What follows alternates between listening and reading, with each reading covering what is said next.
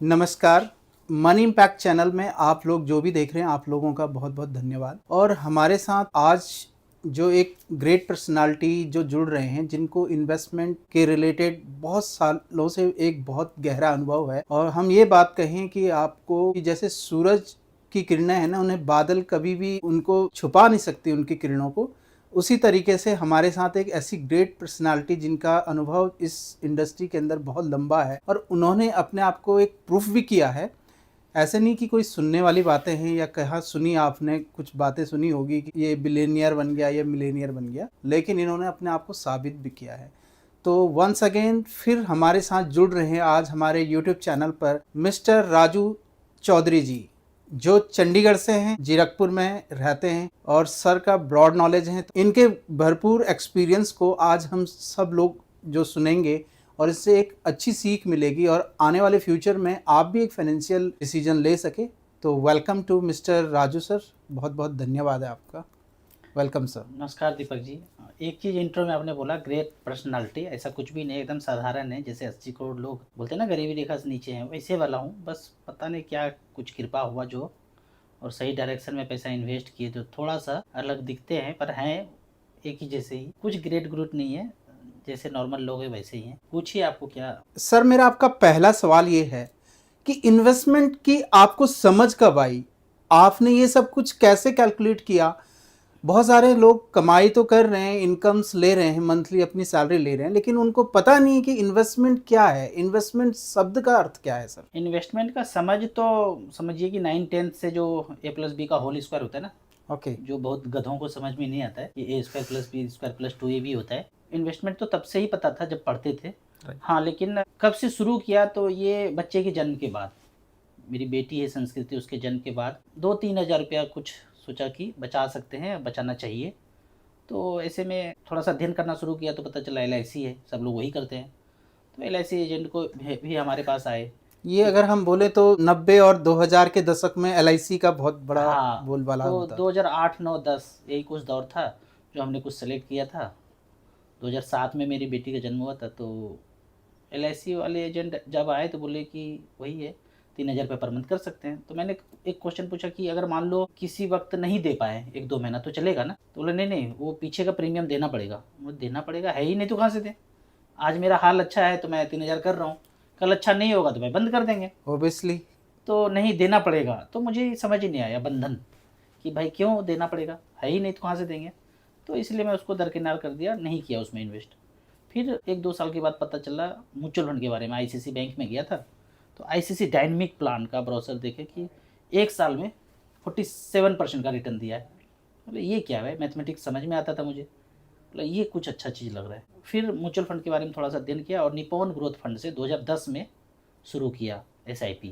वो आज भी चल रहा है।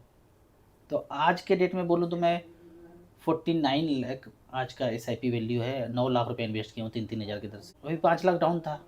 अभी जो ये कांड आपने ईरान और इजराइल वाला टीवी पे देखा, ज़्यादातर टेलीविज़न पे हुआ है, एक हकीकत से कोई लेना देना नहीं है।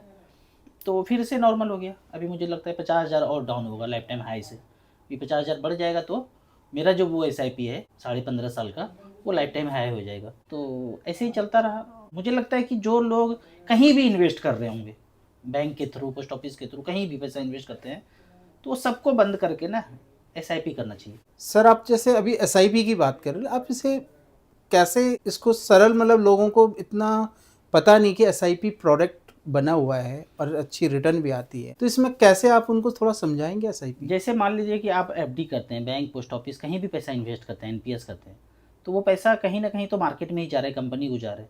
अब म्यूचुअल फंड में क्या है, SIP में क्या है कि वही पैसा आपका 5,000, 10,000, 20,000 या 9 लाख, 10 लाख एक बार इन्वेस्ट करते हैं, वो पैसा फंड मैनेजर अलग अलग कंपनी में इन्वेस्ट कर देते हैं। जैसे NPS वगैरह, FD वगैरह करता है, ऐसे ये भी कर रहे हैं।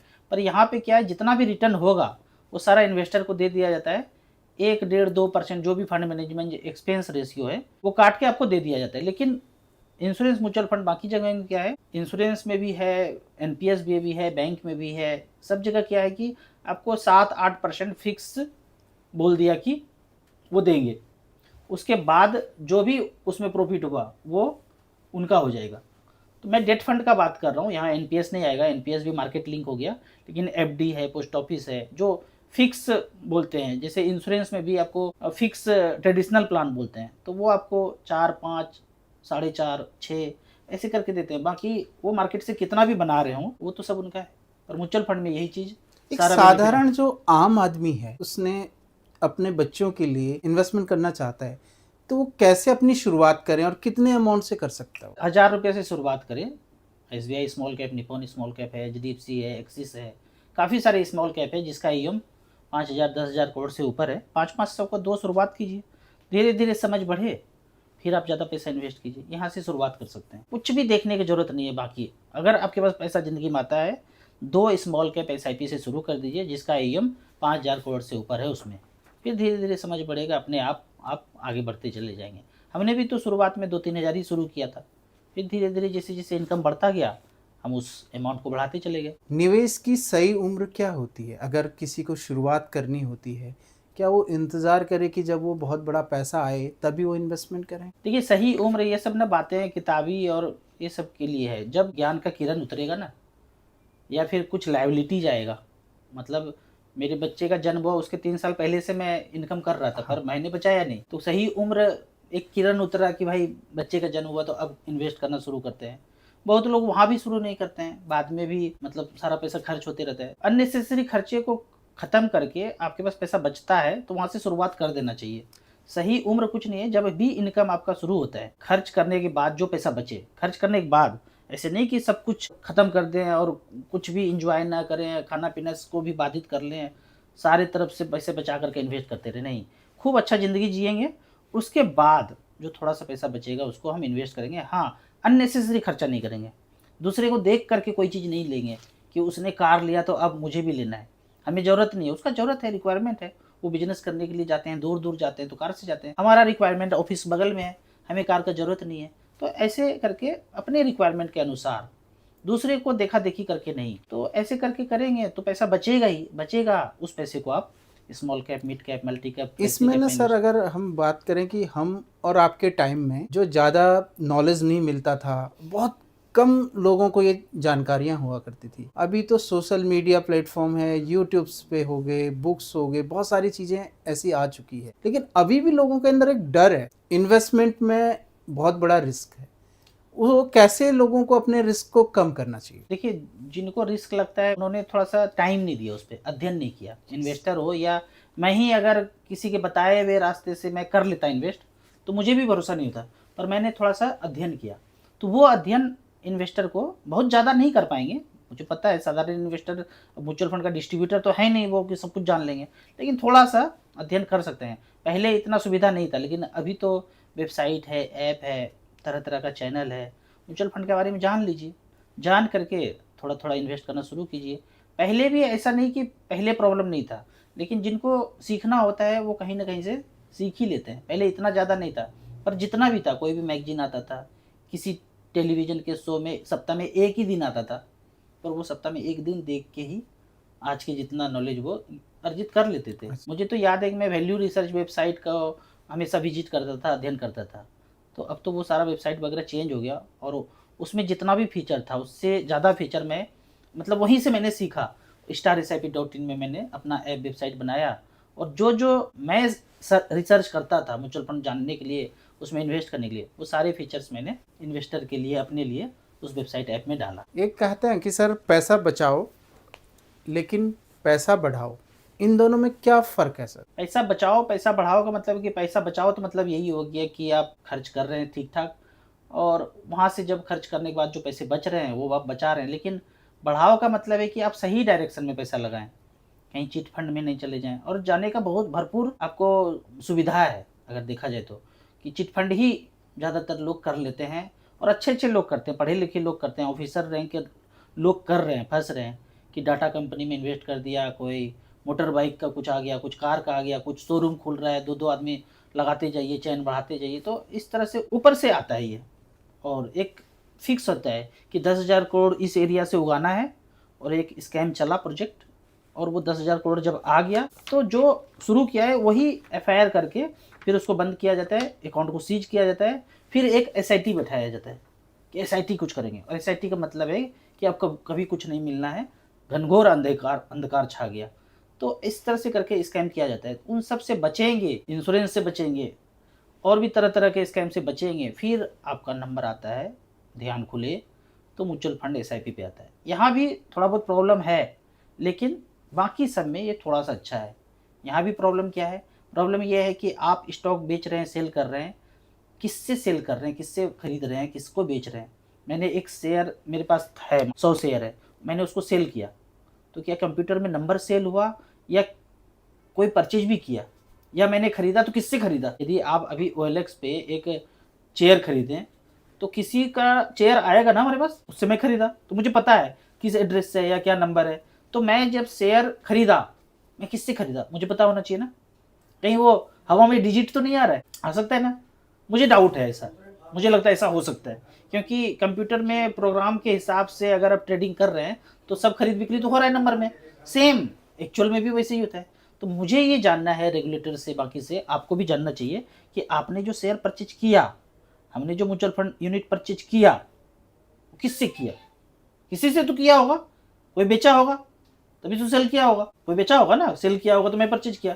OLX पे कोई चेयर बेचा तभी तो मैं खरीदा। लेकिन चेयर अगर नंबर में होता, 1 चेयर 2 चेयर ऐसे नंबर इमेज, तो वो ऐसे मोबाइल में आ जाता। लेकिन उसमें एक स्टेटमेंट आती है जो मैं भरोसा नहीं करता हूँ उस पर। क्वार्टरली स्टेटमेंट वो करते हैं, सब सब सब कुछ है पहले से। मैं कहता हूँ वो आदमी कौन, रिलायंस का 10 शेयर लिया, आज मैं लिया, कोई तो बेचा होगा ना, वो आदमी चाहिए मुझे, कौन बेचा, फोन करके पूछूंगा आपने बेचा? हाँ। अरे मैंने तो बेचा नहीं। अच्छा तू ये आग कहाँ से गया?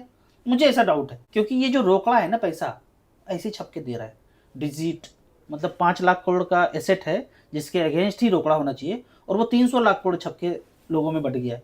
सारे किसान का खेत बैंक के पास है, और सारा सारा कागज ही तो दिया या डिजिट दिया, वो कर्जदार बन गया सारे किसान, वो आत्महत्या कर रहे हैं, और सारा किसान का खेत किसके पास है अब? कागज। ऑनर कौन बन के बैठा है? बैंक। तो वहाँ फ्रॉड है, तो मुझे यहाँ भी फ्रॉड लगता है कि मैंने 10 शेयर खरीदा, तो वो आदमी चाहिए किससे। ऐसा करके आने वाले दिनों में जब सब लोग आह्वान करेंगे हमने किससे परचेज किया, OLX टाइप, वो शेयर आदमी का नाम चाहिए, बोलेंगे कि सिक्योरिटी है, ये है। सिक्योरिटी कहाँ से बात आ गया? जब सोचो ये मार्केट नहीं होगा, ये मतलब डिजिटल नहीं होगा ऑनलाइन, तब बॉम्बे में जा करके शेयर जब परचेज करते थे, ऐसे तो करते थे, फिजिकल शेयर लेके आता था और खरीद लो खरीद लो खरीद लो, अरे दे दो दे दो दे दो, 1000 रुपया 1000 रुपया 1000 रुपया, 1100 1100 1100, 1200 1200 1200, अरे हमको दे दो।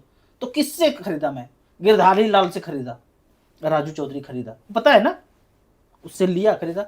अब ये सब कुछ ऑनलाइन हो गया, तो पहले भी पता था, पहले भी कोई सिक्योरिटी का कोई दिक्कत नहीं था।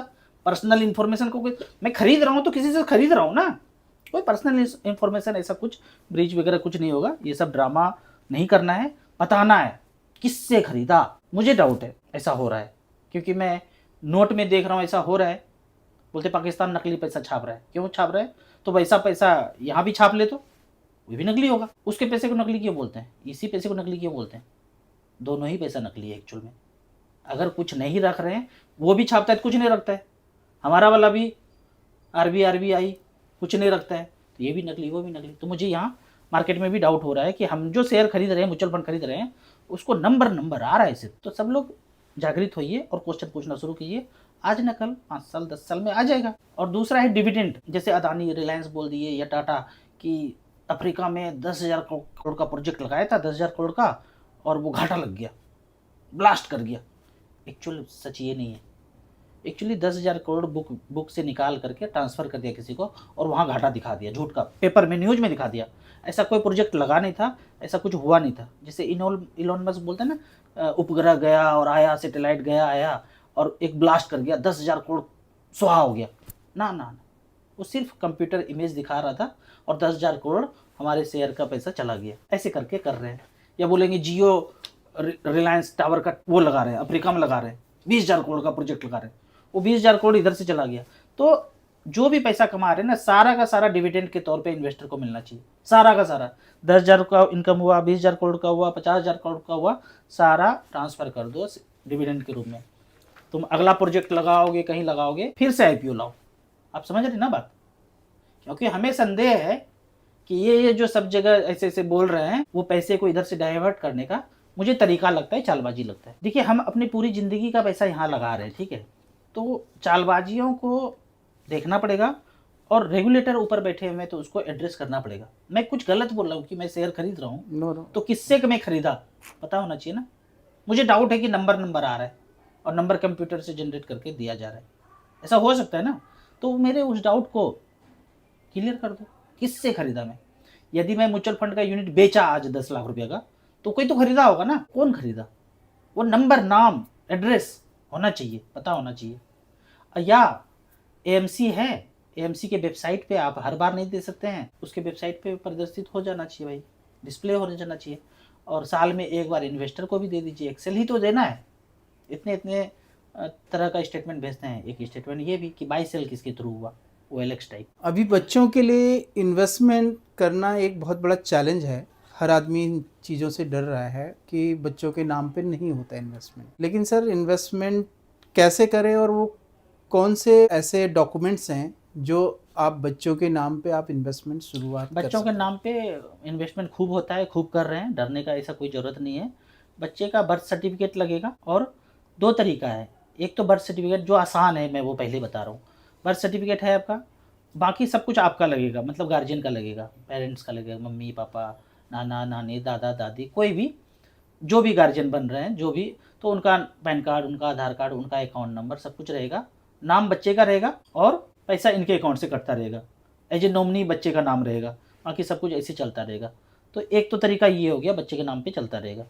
दूसरा तरीका है कि आप चाहते हैं कि स्टेटमेंट पे नाम ही बच्चे का है, पहले केस में एज ए नॉमिनी रहेगा बच्चा, कुछ होगा तो नॉमिनी को पैसा बाद में मिल जाएगा। दूसरा तरीका है कि नहीं, मुझे तो नाम ही फोलियो पे बच्चे का चाहिए, तो फिर आपको एक ही रिक्वायरमेंट है, बैंक अकाउंट खोलना पड़ेगा बच्चे का, जॉइंटली गार्जियन के साथ ही खुलेगा वो बैंक अकाउंट। एक ही रिक्वायरमेंट है और कुछ रिक्वायरमेंट नहीं है। पहला रिक्वायरमेंट था कि नाम एज ए नॉमिनी बच्चे रहेंगे तो बाकी सब कुछ गार्जियन का लगेगा, तो एक तो तरीका वो है। दूसरा तरीका है बैंक अकाउंट आप जॉइंटली खुलवा लीजिए, बच्चे का खुल जाता है, उसके बाद इन्वेस्ट कीजिए, तो वहाँ पे बच्चे का ही नाम आएगा। नॉमिनी में जिसका भी नाम डालना चाहते हैं उसको डाल सकते हैं, बच्चे एज ए फर्स्ट होल्डर हो जाएंगे। तो मुझे लगता है दूसरा तरीका सही नहीं है। क्यों बैंक अकाउंट खुलवाएंगे, एज कम है, 1 साल 2 साल 5 साल के लिए, फिर वही नाटक शुरू हो जाएगा चार्जेज का कि आप मेंटेन नहीं कर पाएंगे। तो बेहतर है कि एज ए नॉमिनी बच्चे को रहने दीजिए और उनके नाम पे इन्वेस्ट करते रहिए। जैसे मैं अपनी बेटी के नाम पे 3,000 पर मंथ किया, तो उनका बर्थ सर्टिफिकेट से एज ए नॉमिनी वो हैं, तो 3-3 हज़ार रुपये पर मंथ हमारा जा रहा है। 15-16 साल बीत गया, जब रिक्वायरमेंट होगा तो उनका पैसा उनका है, उनका हो जाएगा। वो तो खोपड़ी में लगाना है ना, सेट करना है कि ये पैसा किनका है, वो तो सोच है। तो ऐसे करके शुरू करना चाहिए, खूब अच्छे से हो रहा है। और बच्चे के नाम पे कौन सा फंड लेना चाहिए, ये आएगा फिर अगला क्वेश्चन आपका। मेरा अगला क्वेश्चन ये है सर कि हम जैसे बच्चों के नाम पे इन्वेस्टमेंट तो करते हैं, लेकिन हमें पता है कि अगले 10-15 साल के बाद पैसा चाहिए होता है, लेकिन हमें बीच में कोई प्लॉट्स, गाड़ी, ये सब दिखता है। वो तो इसलिए इससे दिखता है कि हमें म्यूचुअल फंड पे भरोसा नहीं है, क्योंकि हमने अध्ययन नहीं किया अच्छे से अध्ययन नहीं किया, तो ये सब चीज़ दिखेंगे। देखिए आपको इसलिए दिख रहा है ना कि वहाँ वैल्यू है, इसीलिए वहाँ जा रहे हैं। अगर आप अध्ययन अच्छे से कर लेंगे तो म्यूचुअल फंड में वैल्यू समझ में आने लगेगा। कोई भी आदमी क्या चाहता है, मेरा पैसा बढ़े, कोई तो नहीं चाहता है घटे।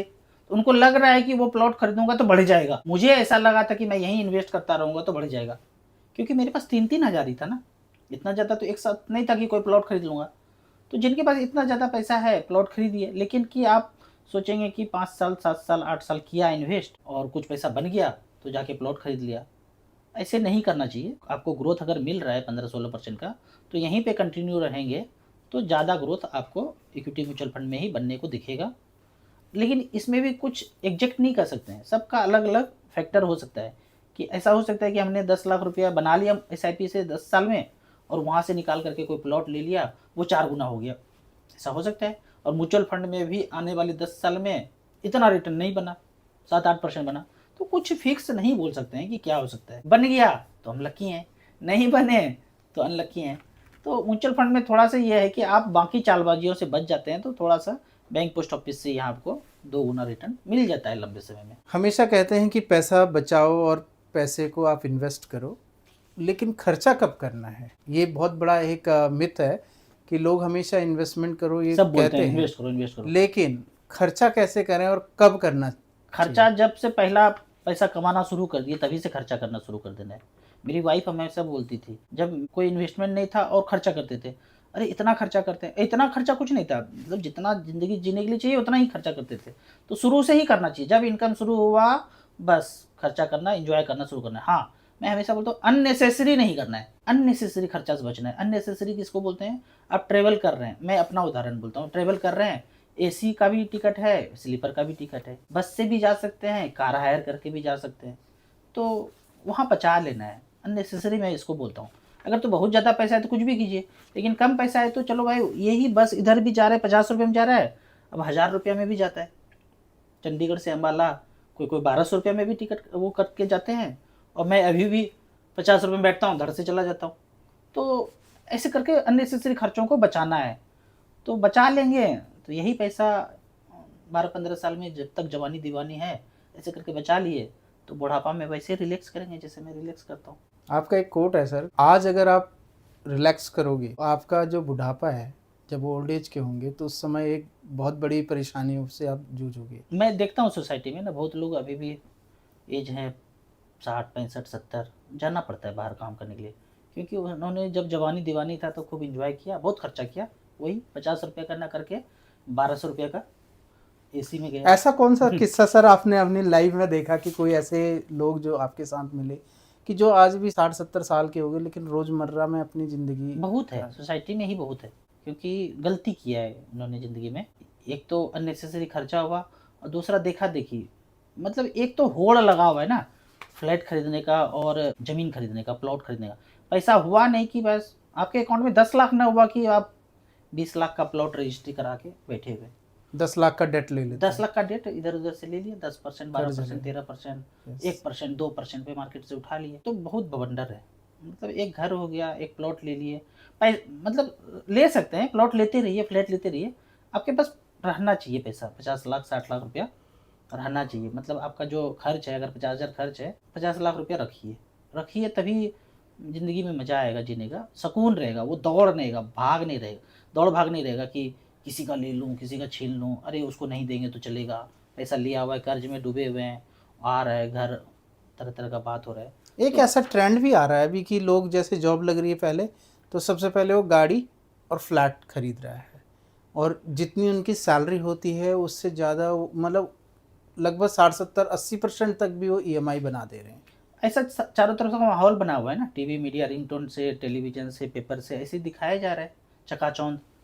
सीरियल भी वही आ रहा है, फिल्म भी वैसे ही आ रहा है, और जो थोड़े बहुत समझ जाते हैं जितना जल्दी, उतना जल्दी वो ट्रैप से बाहर निकल जाते हैं। मैं तो बोलता हूँ कि जॉब लगे तो आप तब तक रेंट पे रहिए जब तक आपको अपना पैसा ना हो जाए कार खरीदने के लिए या फिर घर खरीदने के लिए। लोन पे कोई चीज़ लेना ही नहीं है, सिंपल। अब वीडियो देखेंगे काफ़ी तो आएगा, बाकी सब लोग बोलेंगे लोन लेना है, लोन लेना है।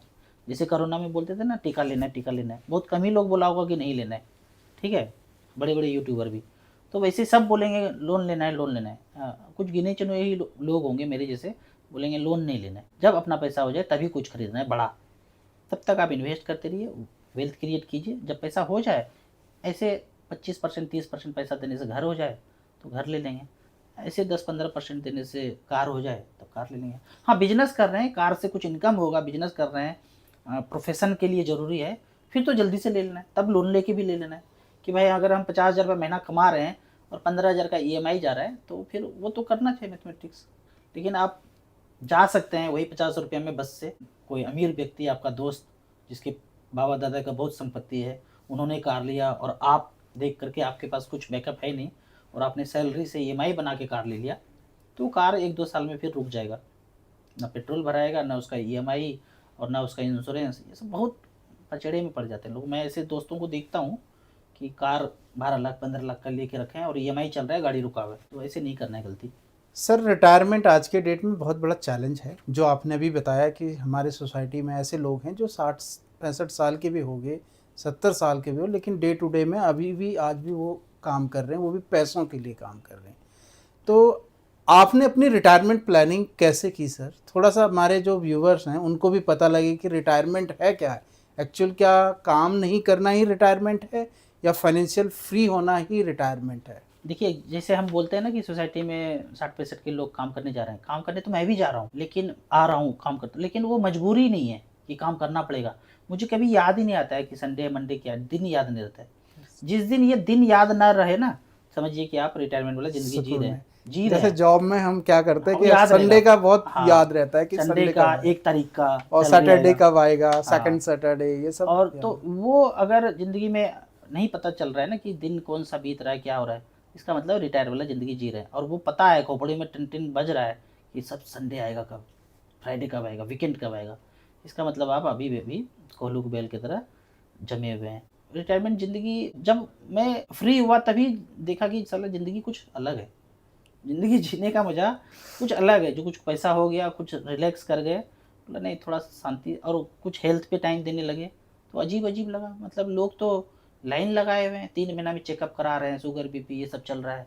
हम बोले चेकअप, हमने आज तक चेकअप ही नहीं कराया, आपको ताज्जुब होगा, ओह! मैंने 10 साल से कोई चेकअप नहीं कराया। आज मैं चेकअप कराऊँ तो पता चलेगा कि शुगर पेशेंट, आज ही से शुरू हो जाऊँगा, लेकिन मैं बच के जाऊँगा ही नहीं, तुम बताओगे क्या? अगर बता दिए तो फिर वो छोटे-छोटे टैबलेट भी दोगे, तो मैं दूर ही दूर हूँ उन सब से। तो धीरे-धीरे बहुत कुछ ज्ञान आया, अच्छे लोगों को सुना, आप अच्छे गुरु मिलना मुश्किल है। सब मिलेंगे, सब एजेंट है, डब्ल्यूएचओ के सब एजेंट हैं कि किडनी के पेशेंट हैं, डायलिसिस हैं, प्रचार कर रहा है, बाबा बना बैठा है। लेकिन अच्छे लोग, मतलब उसको गुरु को पहचानना बड़ा मुश्किल है। तो मैंने जो गुरु माना है हेल्थ में, डॉक्टर विश्वरूप राय चौधरी। और बाकी ओवरऑल दुनिया में चालबाजियाँ क्या चल रहा है, उसके लिए मैं डॉक्टर देवेंद्र भल्लारा जी को सुनता हूँ। 2 नाम ऐसे हैं, वो तीसरा तो मोगेम्बो ने उनको उड़ा ही दिया, ओशो जी को। उनको 1 घंटा डेली रात में सुनता हूँ। 11 बजे, साढ़े 10 बजे मुझे फ़ोन करेंगे, ओशो जी प्रीमियम को मैं सुनते रहता हूँ। वो 1 घंटा डेली सुनता हूँ। तो बाकी तो मुझे सब एजेंट ही लगता है, सब हरामखोर ही लगता है, डब्ल्यूएचओ माफिया सबका, ठीक है। तो बहुत मुश्किल है, बहुत वाइजली आप गुरु को सेलेक्ट कीजिए, जिसका स्वार्थ अपना कम से कम हो। सर, आपने अपने जीवन में ऐसी कौन-सी मिस्टेक की है कि जो आज भी आपको वो चीज़ें लगती है कि मैं वो चीज़ें पहले समझ आ जाती, जो आपने इन्वेस्टमेंट में गलतियाँ की है? बड़ा ही इंटरेस्टिंग क्वेश्चन है, ऐसा क्वेश्चन मुझे कभी किसी ने पूछा नहीं। मैं पीछे मुड़ के देखता हूँ तो मुझे लगता है मैं ज़्यादातर कुछ गलती किया नहीं एक्चुअली फाइनेंशियली। घर जब खरीदना था तो पैसा लाइफ टाइम हाई था, मार्केट रिडीम करके खरीदा। कार जब भी खरीदा तो कैश में खरीदा, लोन कभी लिया ही नहीं, कभी नहीं। हाँ, एक गलती मुझे दिखता है कि मैं चैन सिस्टम में 25,000 रुपये एक बार स्पीक एशिया करके, कोई ऑफिसर हमको गाइड किए थे, मुझे लगा कि ऑफिसर है तो सब कुछ जांच पड़ताल तो करके ही बैठे होंगे, उनके कहने पे, उनका बात रखने के लिए एक किया था चैन सिस्टम में, मेरे डालते ही वो बंद हो गया था। तो वो एक गलती हुआ। ना मैं स्टॉक कोई परचेज किया, ना शेयर परचेज किया, ना अननेसेसरी प्लॉट कट रहा है नोएडा में, बुढ़ाड़ी में, इधर उधर कट रहा है प्लॉट, गांव में कट रहा है, जहाँ रह रहे हैं वहाँ कट रहा है। तो हमने तो कभी प्लॉट कटने में कभी देखने गए ही नहीं। हाँ, वाइफ हमेशा बोलती रहती थी सब लोग प्लॉट ले रहे हैं, आप क्यों नहीं ले रहे हैं। तो हमारे पास पैसा था ही नहीं, तो बोले कहाँ से लूँ, कैसे लूँ।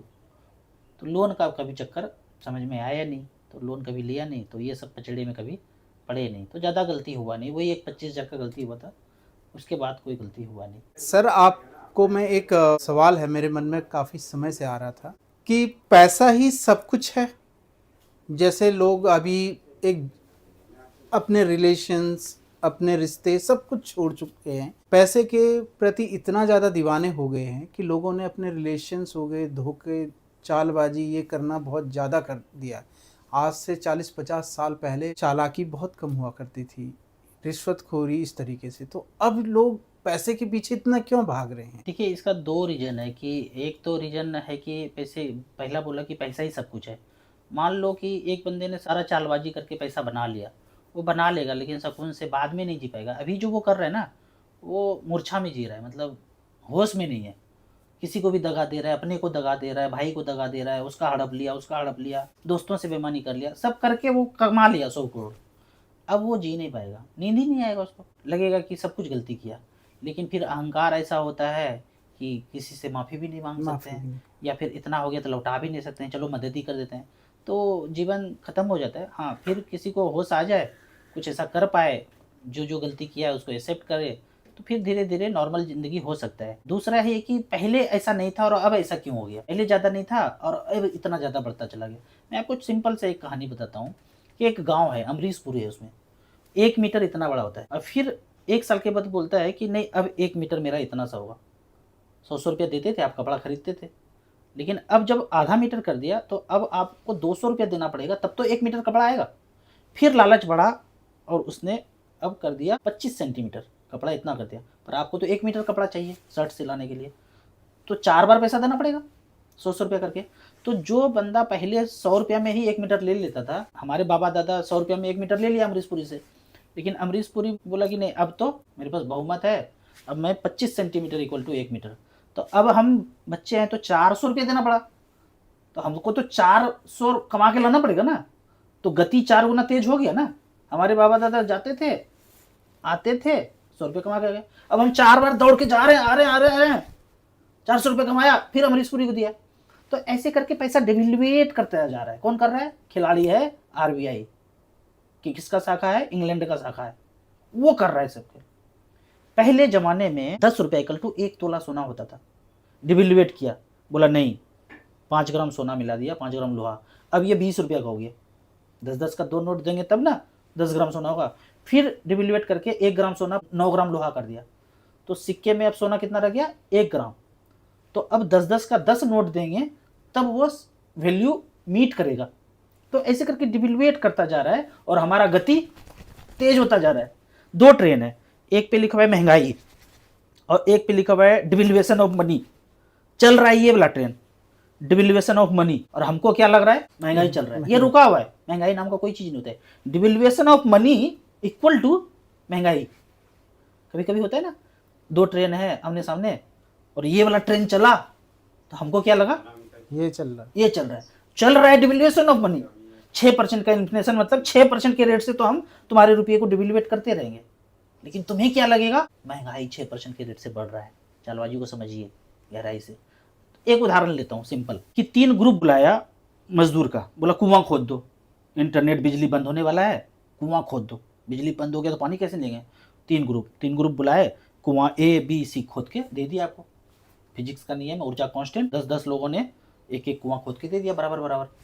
तो बोला 1-1 लाख रुपया हुआ। एक मजदूर ग्रुप ने बोला 1 लाख का मुझे लोहा दे दो, हमें पता चल गया ये रुपया फ्रॉड है, 1 लाख का लोहा दे दिया। एक ने बोला ग्रुप कि मुझे 1 लाख का चांदी दे दो। एक ने बोला बकवास बंद करो ये सब, मुझे नोट दे दो 1 लाख का। तीनों के पास 1-1 लाख दे दिए, बराबर ऊर्जा लगाया, बराबर आपने पैसा उसको दे दिया। अब ये तीनों 20 साल के लिए उस सब संपत्ति को, जो धन कमाया, उसको रख दिया। नोट भी रख दिया, चांदी भी रख दिया और लोहा भी रख दिया। 20 साल के बाद लोहा हो गया 5 लाख का, चांदी हो गया 5 लाख का और रुपया हो गया 50,000। तो इसको किसी ने किया होगा ना डिविलुएट, किसी ने किया होगा ना। एक दूसरा उदाहरण बोलता हूँ। हम दोनों लेबर हैं, गए किसी के यहाँ पेंट करने के लिए, 500-500 रुपये दिहाड़ी बना। मैं बोला कि मुझे ना ये 500 रुपये मत दो, मुझे तो आप अपना वचन दे दो, 10 किलो चावल लिख के दे दो, बाद में आऊँगा तो ले जाऊँगा। उसने लिख दिया मैं राजू को 10 किलो चावल अदा करने का वचन देता हूँ।